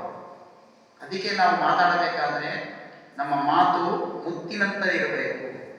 ನಾನು ಯಾರಿಗಾದ್ರೂ ನೋವು ಕೊಟ್ಟ, ನನ್ನ ಮಾತಿಂದ ಯಾರಿಗಾದ್ರೂ ನೋವಾಗಿದೆಯಾ ಇವತ್ತು ಇಸ್ಕಾನ್ ಸೆಂಟರ್ನಲ್ಲಿ? ಅಕಸ್ಮಾತ್ ಏನಾದರೂ ನೋವಾಗಿದ್ರೆ ಏನಾಗುತ್ತದು? ವೈಷ್ಣವ ಅಪರಾಧ ಆಗ್ತದಲ್ಲ. ಆಗ ನಮ್ಗೆ ನಾಮರುಚಿ ಬರುತ್ತೆ. ಇಲ್ಲ ನನ್ನ ಮಾತಿನಿಂದ ಗುರು ಹಿರಿಯರಿಗೆ ಯಾರಾದ್ರೂ ನೋವು ಕೊಟ್ಟಿದ್ದೀನ, ಅದನ್ನು ನಾವು ನೋಡ್ಬೇಕಾಗ್ತದೆ. ನಿಮಗೆ ಗೊತ್ತಿಲ್ಲ, ಪ್ರಾಣಿಗಳು ಶಾಪ ಆಗ್ತವೆ, ಪ್ರಾಣಿಗಳು ಶಾಪ ಆಗ್ತವೆ. ಕೆಲವು ನೋಡಿ, ನೀವು ತಿಂತಿರ್ತೀರ, ನಾಯಿ ಬಂದು ಬೋಗು ಬಂದಿರ್ತದೆ, ನೀವು ಹಾಕ್ಲೇಬೇಡಿ, ಅದು ಮುಖ ನೋಡಿ ಬೈಕೊಂಡು ಹೋಗ್ತದೆ. ಮಗನೇ, ನಿನಗೂ ನನ್ನ ಗತಿಯೇ ಬರಲಿ ಅಂತ ನೀವು ಅನ್ಕೋತೀರ. ನಾಯಿಗೆ ಏನು ಗೊತ್ತಾಗಲ್ಲ ಅಂತ, ಬಟ್ ನಾಯಿಗೆ ಮಾತಾಡಕ್ಕೆ ಬರೋದು ಅಷ್ಟೇ. ಆದರೆ ಕೆಲವೊಂದು ಅಂಥದವ್ರಿಗೆ ಯೋಚನೆ ಮಾಡುವ ಶಕ್ತಿ ನಾಯಿಗಿದೆ. ಅಂದ್ರೆ ಅದು ಬೈಕೊಂಡು ಹೋಗ್ತದೋ ಇಲ್ವೋ? ನೀನೊಬ್ಬನೇ ಪ್ರಸಾದ ತಿಂದೆ, ನನ್ಗೆ ಹಾಕಿದ್ರೆ ನಿಮ್ಮ ಅಪ್ಪನ ಮನೆ ಗಂಟೆ ಹೋಗ್ತಿದ್ದ, ನಾಯಿ ಬೈಕೊಂಡು ಹೋಗ್ತದೆ. ಸೊ ಕೃಷ್ಣ ಕೃಪೆ ಸಿಗ್ತದ? ಸಿಗೋದಿಲ್ಲ. ಅದಕ್ಕೆ ನಾವು ತಿನ್ನಬೇಕಾದ್ರೆ, ಕೃಷ್ಣ ಪ್ರಸಾದ ತಿನ್ನಬೇಕಾದ್ರೆ, ಯಾವ್ದಾದ್ರು ಒಂದು ಪ್ರಾಣಿ ಬಂತು ಅಂದ್ರೆ ಮೊದಲು ತಿನ್ನೋದು ನಿಲ್ಲಿಸಿ, ಮೊದಲಕ್ಕೆ ಹಾಕಿ. ಸೊ ಇದೆಲ್ಲ ನಮಗೆ ಗೊತ್ತಿದ್ದ ಆಗಿರುವಂಥ ತಪ್ಪುಗಳು ಆಗ್ಬಿಡ್ತವೆ ತಪ್ಪುಗಳು. ಸೊ ಇದನ್ನೆಲ್ಲ ನಾವು ನೋಡಿ, ವೈಷ್ಣವ ಜೀವನ ಒಂದು ಕತ್ತಿ ಮೇಲೆ ನಡೆದಂಗೆ. ವೈಷ್ಣವ ಜೀವನ ಹೇಗಿರುತ್ತೆ ಅಂದ್ರೆ, ಒಂದು ಹರಿತವಾದ ಕತ್ತಿ ಮೇಲೆ ನಡೆದಂಗೆ, ಸ್ವಲ್ಪ ಯಾವುದು ಕಾಲು ಬರುತ್ತೆ. ಸೊ ವೈಷ್ಣವ ಅಂದ್ರೆ ಹೀಗೆ, ನಾವು ಅತ್ಯಂತ ಗಂಭೀರತೆಯಿಂದ ನಡಿಬೇಕು. ಮಾತನಾಡಬೇಕಾದ್ರೆ, ವ್ಯವಹಾರ ಮಾಡಬೇಕಾದ್ರೆ ಅತ್ಯಂತ ಸೀರಿಯಸ್ನೆಸ್ ಇರ್ಬೇಕು. ನಾವು ಯಾರಿಗಾದ್ರೂ ನೋವಾಗ್ತದ, ಏನಾದ್ರೂ ಆಗ್ತದ, ನಾವು ನೋಡಿ ಸಾಧು ಸಂತ ಮಹಾತ್ಮರ ಜೀವನ ಚರಿತ್ರೆ ನೋಡಿ ಹೇಗಿರ್ತಾರಲ್ವ, ಹೇಗೆ ನಡ್ಕೋತಾರ ಅವರು, ತುಂಬಾ ಗಂಭೀರ ಸೀರಿಯಸ್ನೆಸ್ ಇರ್ತದೆ ಅವರು. ಈ ಹರಿದಾಸರು ಎಷ್ಟು ಅವರ ಜೀವನ ಹೇಗಿತ್ತು. ಸೊ ಹೀಗೆ ವೈಷ್ಣವ ಹಾಗೆ ಎಲ್ಲೇ ಆಗಲಿ ನಾವು ಯಾರಿಗೂ ನಮ್ಮಿಂದ ಅಪಚಾರವಾಗಬಾರ್ದು. ಈ ರೀತಿಯಲ್ಲಿ ನಾಮದ ರುಚಿ ಬಂದೇ ನ್ಯಾಚುರಲ್ ಆಗಿ ಕೃಷ್ಣ ಕೊಟ್ಬಿಡ್ತಾನೆ, ಪರಮಾತ್ಮ ಕೊಟ್ಬಿಡ್ತಾನೆ, ಇಲ್ಲಾಂದ್ರೆ ಕೊಡೋದಿಲ್ಲ. ನಾವೆಷ್ಟು ಮಂಡು, ನಮಗಿಂತ ಕೋಟಿ ಕೊಟ್ಟು ಕೃಷ್ಣ ಮಂಡು, ಅರ್ಥ ಮಾಡ್ಕೊಳ್ಳಿ. ಅವನಷ್ಟು ಮಂಡು ಯಾರು ಇಲ್ಲ. ಮಂಡುತನದಲ್ಲಿ ನಂಬರ್ 1 ಅವನು. ಅದೇ ರೀತಿ ಕೊಡೋದ್ರಲ್ಲೂ ಸಹ ನಂಬರ್ 1. ಅದಕ್ಕೆ ನಮಗೆ ಎಲ್ಲ ದಾಸರು ಅವರು ಎಲ್ಲ ಹೇಳ್ಕೊಟ್ಟಿದ್ದಾರೆ, ಜೀವನದಲ್ಲಿ ಹೆಂಗೆ ಬದುಕ್ತಾರೆ ಆ ರೀತಿ ಬದುಕೊಂಡು ಹೋದ್ರೆ ಇನ್ನೇನೂ ಬೇರೆ. ಅದರಲ್ಲೂ ವೈಷ್ಣವ ಸಮಾಜದಲ್ಲಿ ನಾವೆಲ್ಲರೂ ಇದ್ದೀವಿ ಅಂತಂದ್ರೆ ಬಿ ಕೇರ್ಫುಲ್. ಸುಮ್ಮನೆ ಅವ್ರ ಬಗ್ಗೆ ಮಾತಾಡೋದು, ಇವ್ರ ಬಗ್ಗೆ ಮಾತಾಡೋದು, ಈ ವೈಷ್ಣವ ಅಪರಾಧಗಳನ್ನು ಮಾಡ್ತಾ ಇದ್ರೆ ನಮಗೆ ನಾಮರುಚಿ ಎಂದಿಗೂ ಸಹ ಬರೋದು. ಸೊ ಅದರಿಂದ ಈ ಅಪರಾಧ ಆಗದಂತೆ ನೋಡ್ಕೋಬೇಕು. ಮತ್ತೆ ಏನೇ ಮಾಡಿದ್ರು ಶ್ರದ್ಧೆಯಿಂದ ಮಾಡಬೇಕು. ನೀವು ಮಾಡುವ ಸೇವೆಯಲ್ಲಿ ನೀವು ಕೀಳುತನವನ್ನು ನೀವು ಬೆಳೆಸ್ಕೋಬಾರ್ದು. ಅಥಾರಿಟಿ ಏನು ಹೇಳ್ತಾರೆ ಅದನ್ನ, ಆ ಸೇವೆಯನ್ನು ನೀವು ಅತ್ಯಂತ ಶ್ರದ್ಧೆಯಿಂದ ಮಾಡಬೇಕು. ದೇವಸ್ಥಾನದಲ್ಲಿ ಟಾಯ್ಲೆಟ್ ತೊಳಿಬೇಕಾದ್ರೂ ಸಹ ಶ್ರದ್ಧೆಯಿಂದಲೇ ಮಾಡಬೇಕು. ಕೃಷ್ಣ ಸೇವೆ ಅಂತಲೇ ಮಾಡಬೇಕು. ಈಗ ನಾವು ಪೂಜೆ ಮಾಡಬೇಕಂದ್ರೆ ಶ್ರದ್ಧೆಯಿಂದ ಮಾಡಬೇಕು, ಕರೆಕ್ಟಾ? ಅದೇ ಟಾಯ್ಲೆಟ್ ತೊಳಿಬೇಕಂದ್ರೆ ಅಯ್ಯೋ ಏನು ಟಾಯ್ಲೆಟ್ ತೊಳಿಬೇಕು, ತಪ್ಪಾಗ್ತದೆ.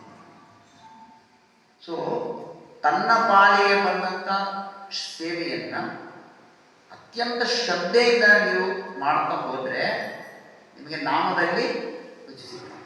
ನೋಡಿ, ಭಗವಂತನ ನಾಮದಲ್ಲಿ ರುಚಿ ಸಿಗಬೇಕು ಅಂದ್ರೆ ಈ ಸೇವೆ ಎಲ್ಲ ಆಗ್ತಾ ಇರ್ಬೇಕು, ಇವೆಲ್ಲ ಮಾಡ್ತಾ ಇರ್ಬೇಕು. ಈ ಸೇವೆ ಯಾಕೆ ಮಾಡೋದು ಅಂತ ಹೇಳಿದ್ರೆ ಭಗವಂತನ ನಾಮದಲ್ಲಿ ರುಚಿ ಸಿಗುವುದಕ್ಕೋಸ್ಕರ ಇದೆಲ್ಲ ಮಾಡೋದು. ಕಸ ಗುಡಿಸೋದು, ಪಾತ್ರೆ ತೊಗೊಳೋದು, ಅದು ಮಾಡೋದು, ಎಲ್ಲ ಸೇವೆ ನಾಮದಲ್ಲಿ ರುಚಿ ಸಿಗ್ತದೆ. ಯಾಕಂದ್ರೆ ಅಲ್ಟಿಮೇಟು ನಮಗೆ ನಾಮದಲ್ಲಿ ಭಗವಂತನ ಸಾಕ್ಷಾತ್ಕಾರ ಆಗ್ತದೆ. ನಾಮ ದಟ್ ಇಸ್ ಅಲ್ಟಿಮೇಟ್ ಜೀವಾತ್ಮ. ಯಾಕಂದ್ರೆ ನೋಡಿ, ಭಗವಂತ 3 ರೀತಿ ಹಂತದಲ್ಲಿ ಸಾಕ್ಷಾತ್ಕಾರ ಆಗ್ತದೆ. ಮೊದಲು ನಾಮದಲ್ಲಿ, ನಾಮರೂಪದಲ್ಲಿ. ನಾಮರೂಪ ಶಬ್ದ ಬ್ರಹ್ಮ ಅಂತ ಹೇಳ್ತೀವಿ. ಶಬ್ದ ಬ್ರಹ್ಮ, ಶಬ್ದದ ರೂಪದಲ್ಲಿ ಸಾಕ್ಷಾತ್ಕಾರ ಮಾಡ್ತಾರೆ. ಅಂದ್ರೆ ಭಗವಂತನ ನಾಮ, ನಾಮ ಒಂದೇ ಸಾಕ್ಷಾತ್ಕಾರ, ಭಗವಂತನ ನಾಮ. ನಂತರ ರೂಪ ಸಾಕ್ಷಾತ್ಕಾರ ಆಗಬೇಕು. ನಾಮದಲ್ಲಿ ರೂಪ ಇದೆ, ನಾಮದಲ್ಲಿ ಭಗವಂತನ ರೂಪ ಇದೆ. ಸೊ ಯಾವಾಗ ನಾಮ ಸಾಕ್ಷಾತ್ಕಾರ ಆಗ್ತದೆ, ನಂತರ ಭಗವಂತನ ಸಚ್ಚಿದಾನಂದ ಸ್ವರೂಪ ಸಾಕ್ಷಾತ್ಕಾರ ಆಗ್ತದೆ. ನಂತರ ಏನ್ ಸಾಕ್ಷಾತ್ಕಾರ ಆಗುತ್ತೆ? ರೂಪ ಆದ್ಮೇಲೆ, ರೂಪ ಸಾಕ್ಷಾತ್ಕಾರ ಆದ್ಮೇಲೆ ಭಗವಂತನ ಲೀಲಾ, ನೀವು ಲೀಲೆಯನ್ನು ನೋಡ್ತೀರ. ಭಗವಂತನ ಲೀಲೆ ಸಾಕ್ಷಾತ್ಕಾರ. ನಾಮದಲ್ಲಿ ಏನೇನಿದೆ? ಭಗವಂತನ ನಾಮದಲ್ಲಿ ರೂಪವೂ ಇದೆ, ಭಗವಂತನ ಲೀಲೆ ಇದೆ. ಅರ್ಥ ಆಯ್ತಲ್ಲ? ಈಗ ನಾವೆಲ್ಲ ಎಲ್ಲಿದ್ದೀವಿ? ಇನ್ನು ನಾಮ ಸಾಕ್ಷಾತ್ಕಾರನೇ ಆಗಿಲ್ಲ. ನಾವು ಏಕಾಗ್ರತೆಯಿಂದ ನಾಮ, ಭಗವಂತನ ನಾಮ. ಗೋಸ್ವಾಮಿಗಳು ಅದೇ, ರೂಪ ಗೋಸ್ವಾಮಿಯವರು ಹರೇ ಕೃಷ್ಣ ಮಂತ್ರ ಹೇಳಬೇಕಾದ್ರೆ ಅವರು ಕೃಷ್ಣನ ರೂಪವನ್ನು ನೋಡ್ತಾ ಇದ್ರು, ಲೀಲೆಯನ್ನು ನೋಡ್ತಾ ಇದ್ರು. ಯಾವುದರಲ್ಲಿ? ನಾಮದಲ್ಲಿ ಎಲ್ಲ ಇದೆ. ನಾಮದಿಂದ ರೂಪ ಅಭಿನ್ನ, ರೂಪದಿಂದ ಅವನ ಲೀಲೆ ಅಭಿನ್ನ. ಈ 3 ಒಂದೇ ಇರೋದು ಒಂದರಲ್ಲಿ. ಒಂದು ನಾಮ, ಒಂದು ರೂಪ, ಒಂದು ಅವನ ಲೀಲೆ. ಸೊ ಭಗವಂತ ಕೃಷ್ಣ ಅಂದ ತಕ್ಷಣ ಶುದ್ಧ ಭಕ್ತರಿಗೆ ಯಾವಾಗ ನ್ಯಾಯ ಕೃಷ್ಣ ಅಂತ ಬರ್ತದೆ, ಅವರಿಗೆ ಕೃಷ್ಣನ ರೂಪ ಸಾಕ್ಷಾತ್ಕಾರ ಆಗ್ತದೆ, ಕಾಣಿಸ್ತಾರೆ. ಆ ನಾಮದಲ್ಲಿ ಅವನ ರೂಪವನ್ನು ನೋಡ್ತಾರೆ. ಆ ರೂಪ ನೋಡಿದ ತಕ್ಷಣ ಅವನ ಲೀಲೆ ಕಾಣಿಸುತ್ತೆ. ಲೀಲೆಯಲ್ಲಿ ಪ್ರವೇಶವನ್ನು ಮಾಡ್ತಾರೆ. ಇದಕ್ಕೆ ನಾಮ ಇಸ್ ಅಲ್ಟಿಮೇಟ್. ಭಗವಂತನ ನಾಮದಲ್ಲೇ ಎಲ್ಲ ನೋಡ್ಬಿಡ್ತಾರೆ. ಅದಕ್ಕೆ ನೀನ್ ಯಾಕೋ ನಿನ್ನ ಹಂಗೆ ಯಾಕೋ ನಿನ್ನ ನಾಮದ ಭಗವಂತ ನಾಮ ಸಾಕ್ಷಾತ್ಕಾರ ಆಗಬೇಕು. ಸೊ ನಾಮ ಸಾಕ್ಷಾತ್ಕಾರ ಆಗಬೇಕು ಅಂತಂದ್ರೆ ನಾವೆಲ್ಲ ಮಾಡಬೇಕು. ಇದೆಲ್ಲ ತಪಸ್ಸು ಮಾಡಬೇಕು. ಇದೆಲ್ಲ ತಪಸ್ಸು. ವೈಷ್ಣವರ ಜೊತೆ ಹೆಂಗ್ ಬದುಕಬೇಕು, ಅದು ಗುರುಗಳ ಆದೇಶವನ್ನು ಪಾಲಿಸೋದು, ವೈಷ್ಣವರ ಸೇವೆ ಮಾಡೋದು, ಇದೆಲ್ಲ ಮಾಡ್ತಾ ಇದ್ರೆ ನಾಮದಲ್ಲಿ ರುಚಿ ಬರ್ತದೆ. ನಾಮ ಹೇಳ್ತಾ ನಾಮದಲ್ಲಿ ರೂಪ ಸಾಕ್ಷಾತ್ಕಾರ. ರೂಪ ಬಂದಾಗ ಭಗವಂತನ ಲೀಲೆಯನ್ನ ನೀವು ಕಣ್ಣಾರೆ ನೋಡ್ತೀರ. ಅದನ್ನೇ ಕನಕದಾಸ ಇಷ್ಟು ದಿನ ವೈಕುಂಠ ಎಷ್ಟು ಗೌರವ ಎನ್ನುವುದರಿಂದ ದೃಷ್ಟಿಯಿಂದಲೇ ನಾನು. ಸೊ ಅದಕ್ಕೆ ಹರಿದಾಸ್ ಠಾಕೂರ್ ಹರೇ ಕೃಷ್ಣ ಮಂತ್ರ ಜಪ ಮಾಡಬೇಕಾದ್ರೆ ಅವರು ಕೃಷ್ಣ ಲೀಲೆ ನೋಡ್ತಾ ಇದ್ರು. ರೂಪಕೋಸ ಎಲ್ಲರೂ ಅಷ್ಟೇ, ಗೋಸ್ವಾಮಿಗಳು ಕೃಷ್ಣ ಲೀಲೆ ನೋಡ್ತಾ ಇದ್ರು. ಯಾವುದರಲ್ಲಿ? ನಾಮದಲ್ಲಿ. ಎಲ್ಲ ಅಡಗಿದೆ ನಾಮದಲ್ಲಿ. ನಾವು ಯಾವ ಲೆಕ್ಕ ನಾವು ಯಾವ ಅರ್ಥದಲ್ಲಿದ್ದೇವೆ? ನಾವು ಇಲ್ಲಿ ಏಕಾಗ್ರತೆಯಿಂದಲೇ ನಾಮ ಸ್ಮರಣೆ ಮಾಡಕ್ ಬರ್ತಾ ಇಲ್ಲ ನಮಗೆ. ಸುಮ್ಮನೆ ಇಲ್ಲಿ ಶಬ್ದ ಬರ್ತದೆ ಅಷ್ಟೇ, ಬಟ್ ಇಲ್ಲಿ ನಾಮದ ಮೇಲೆ ಏಕಾಗ್ರತೆ ಇಲ್ಲ. ಮನಸ್ಸು ಎಲ್ಲೋ ಇರ್ತದೆ. ಲೆಕ್ಕ ನಮ್ಮ ಸ್ಥಾನ ಎಲ್ಲಿದ್ದೀವಿ? ನಾವೆಲ್ಲಿದ್ದೀವಿ ಇನ್ನು? ಅದಕ್ಕೆ ಇದು ನೀವು ಸಾಧನೆ ಮಾಡಬೇಕು. ನಾಮ ರುಚಿ, ನಾಮ. ಸೊ ಅದನ್ನು ಪ್ರಭುಪಾದ ಹೇಳಿದ್ದು. ಈವನ್ ಆ ರೀತಿ ಒಂದ್ಸಲ ಕೃಷ್ಣ ಹೇಳ್ಬಿಟ್ರೆ ಸೊ ಅದು ಪರಿಶುದ್ಧವಾದ ನಾಮ. ಶ್ರೀ ಮಹಾಪ್ರಭು ಅದಕ್ಕೆ ನೋಡಿದ್ರೆ ಮಹಾಪ್ರಭು ಬಾಯಲ್ಲಿ ಕೃಷ್ಣ ಅಂತ ಬಂದ್ಬಿಟ್ಟು ಮೂರ್ಛೆ ಹೋಗ್ಬಿಡ್ತಿದ್ರು. ಯಾಕೆ? ಕೃಷ್ಣ ಲೀಲೆ ನೋಡ್ತಾ ಇದ್ರು. ಯಾವ ಕೃಷ್ಣ ನಾಮದಲ್ಲಿ ಕೃಷ್ಣ ಕಾಣಿಸ್ತಾ ಇದ್ದ. ಕೃಷ್ಣ ನೋಡಿದ ತಕ್ಷಣ ಅವರಿಗೆ ಲೀಲೆ ನೋಡ್ತಿದ್ರು, ಮೂರ್ಛೆ ಹೋಗ್ತಿದ್ರು. ಅವ್ರಿಗೆ ವಿರಾಮ ತಪ್ಪಾಗ್ತದೆ. ಜಗನ್ನಾಥ ಅಂದ್ರೆ ಸಾಕು, ಅವ್ರ ಮುಂದೆ ಯಾರಾದ್ರೂ ಕೃಷ್ಣ ಅಂದ್ಬಿಟ್ರೆ ಅವರಿಗೆ ಸಮಾಧಿಗೆ ಹೋಗ್ಬಿಡ್ತಿದ್ರು. ಅಂದ್ರೆ ಭಗವಂತನ ನಾಮಲ್ಲೇ ಅದೆಲ್ಲವನ್ನು ನೋಡ್ತಿದ್ರು. ಸೊ ಕೃಷ್ಣನ ವಿರಾಮ ಮಹಾಪ್ರಭು ತೋರಿಸ್ತಾರೆ. ಹರೇ ಕೃಷ್ಣ. ಅರ್ಥ ಆಯ್ತಾ? ಇಲ್ಲ 20 ತಿಂಗಳು ಸಾಕು. ಜೀವದಯ ಇನ್ನೊಬ್ರಿಗೆ ಯಾಕೆ ಪ್ರಚಾರ ಮಾಡೋದು? ಆರಾಮಾಗಿ ಇರೋದು. ಜೀವದಯ ನೋಡಿ, ಜೀವದಯ 2 ತರ ಇದೆ. ಒಂದು ಅವರ ದೇಹವನ್ನ ನೋಡಿ ದಯ ತೋರಿ, ದೇಹ. ಇನ್ನೊಂದು ಆತ್ಮವನ್ನು ನೋಡಿ ದಯೆ ತೋರೋದು. ಎರಡು ತರ ಇದೆ ಜೀವದಯದಲ್ಲಿ, ಎರಡು ಹಂತ ಇದೆ. ಒಂದು ದೇಹವನ್ನ ನೋಡಿ ದಯೆ ತೋರೋದು, ಅಂದ್ರೆ ಹಸ್ಕೊಂಡಿದ್ದಾನೆ, ಬಾಯಾರಿಕೆ ಆಗಿದೆ, ಪಾಪ ಬಟ್ಟೆ ಇಲ್ಲ, ಇದು ದೇಹಕ್ಕೆ ಮಾಡುವಂತ ದಯೆ, ಜೀವದಯೆ. ಇದು ಒಂದು ಜೀವದಯೆ ಅಲ್ವಾ? ಹಸ್ಕೊಂಡಿರೋದು, ನೀರು ಪ್ರಾಣಿಗಳಿಗೆ ಜೀವದಯೆ ಅಂತಾರೆ. ಇನ್ನೊಂದು ಜೀವದಯೆ ಇದೆ, ಯಾವುದು? ಆತ್ಮವನ್ನ, ದೇಹದ ಒಳಗಡೆ ಇರುವ ಆತ್ಮವನ್ನ ನೋಡಿ ಅಯ್ಯೋ ಜೀವಾತ್ಮ ಎಷ್ಟೋ ಇದೆ ಭವಸಾಗರದಲ್ಲಿ ಬಿದ್ದು ಒದ್ದಾಡ್ತಾ ಇದ್ದಾನೆ, ಇವನ್ಗೆ ಕೃಷ್ಣ ಭಕ್ತಿಯನ್ನು ಕೊಟ್ರೆ ಇದು ಉದ್ಧಾರ ಆಗ್ತಾನೆ ಅಂತ ಹೇಳಿ ಆ ಆತ್ಮದ ಮೇಲೆ ದಯ ತೋರ್ತೀವಲ್ಲ, ಇದು ನಿಜವಾದ ಜೀವದಯೆ. ಎರಡು ತರ ಜೀವದಯೆ. ಒಂದು ದೇಹಕ್ಕೆ ನೋಡಿ ಕೊಡ್ತದೆ ಅಸ್ಥಿರವಾಗಿ, ಅದು ದಯನೇ, ಜೀವದಯೆ. ಒಂದು ಆತ್ಮವನ್ನು ನೋಡಿ ಆತ್ಮ. ಸೊ ಎರಡು ಇಂಪಾರ್ಟೆಂಟ್. ಅದಕ್ಕೆ ಪ್ರಭುಪಾದ ಹೇಳಿದ್ರು, ಹಸಿದವನಿಗೆ ಪ್ರಸಾದ ಕೊಡಿ, ಕೃಷ್ಣ ಪ್ರಸಾದ. ಹೊಟ್ಟೆ ತುಂಬುತ್ತದಲ್ಲ, ಶ್ರದ್ಧೆ ಬರ್ತದೆ, ಕೃಷ್ಣ ಭಕ್ತಿ. ಅದಕ್ಕೆ ಪ್ರಭುಪಾದ ಫುಡ್ ಫಾರ್ ಲೈಫ್ ಅಂತ ಶುರು ಮಾಡಿದ್ರು. ನೀವು ಹಸಿದವನ ಮುಂದೆ ನೀವು ಕೃಷ್ಣ ಕಥೆ ಹೇಳೋದಕ್ಕೆ ಕೇಳೋದಿಲ್ಲ, ಮೊದಲು ಏನ್ ಕೊಡ್ಬೇಕು? ಪ್ರಸಾದ ಕೊಡಿ. ಪ್ರಸಾದ ತಂದಿದ ಮೇಲೆ ಅವ ನೀವು ಉಪದೇಶ ಕೇಳ್ತಾನೆ. ಅದಕ್ಕೆ ಪ್ರಭುಪಾದ ಫುಡ್ ಫಾರ್ ಲೈಫ್ ಮಾಡಿದ ಉದ್ದೇಶವೇ ಇರಲಿಲ್ಲ, ಜೀವದಯ. ಒಂದು ದೇಹದ ಮೂಲಕ ಅವನನ್ನು ತೃಪ್ತಿಪಡಿಸಿ ನಂತರ ಆತ್ಮವನ್ನು ತೃಪ್ತಿಪಡಿಸೋದು ಹರಿನಾಮದ ಮೂಲಕ. ಎರಡು ಇಂಪಾರ್ಟೆಂಟ್. ಒಂದು ಕೃಷ್ಣ ಪ್ರಸಾದ, ಒಂದು ಭಗವದ್ಗೀತಾ ಜ್ಞಾನ, ಹರಿನಾಮ. ಎರಡು ಸಹ ಜೀವದಯ. ಈ ಮಾಡಲೇಬೇಕು. ವೈಷ್ಣವನ ಲಕ್ಷಣ ಅದು ಜೀವದಯ. ಯಾರಲ್ಲಿ ಜೀವದಯ ಇಲ್ಲ, ನೀವು ವೈಷ್ಣವನಾಗಕ್ಕೆ ಯೋಗ್ಯರಲ್ಲ. ಪ್ರಸಾದ ನಾವು ಒಬ್ಬನೇ ತಿನ್ನೋದು ಜೀವದಯ ಅಲ್ಲ, ಕೊಟ್ಟು ತಿನ್ನಿ. ಹರಿನಾಮ ನಾವು ಒಬ್ಬನೇ ಮಾಡೋದು ಅಲ್ಲ, ಬೇರೆಯವ್ರಿಗೂ ಪ್ರಚಾರ ಮಾಡಬೇಕು.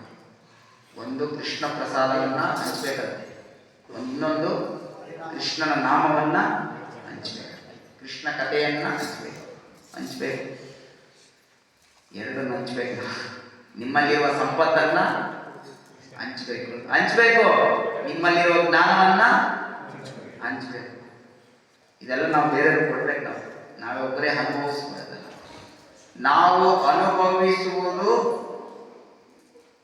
ಇದ್ಯಾವುದೂ ಅಲ್ಲ, ಎಲ್ಲರಿಗೂ ಕೊಟ್ಟು ನಾವು ಅನುಭವಿಸಬೇಕು.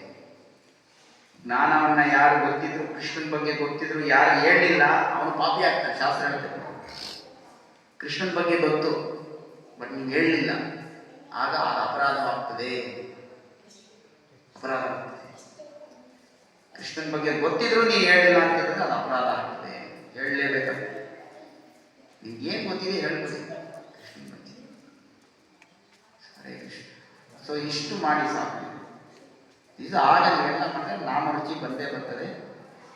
ಅಲ್ಟಿಮೇಟ್ಲಿ ಕೃಷ್ಣನ ಸಾಕ್ಷಾತ್ಕಾರ ಆಗ. ಹರೇ ಕೃಷ್ಣ. ಹರೇ ಕೃಷ್ಣ.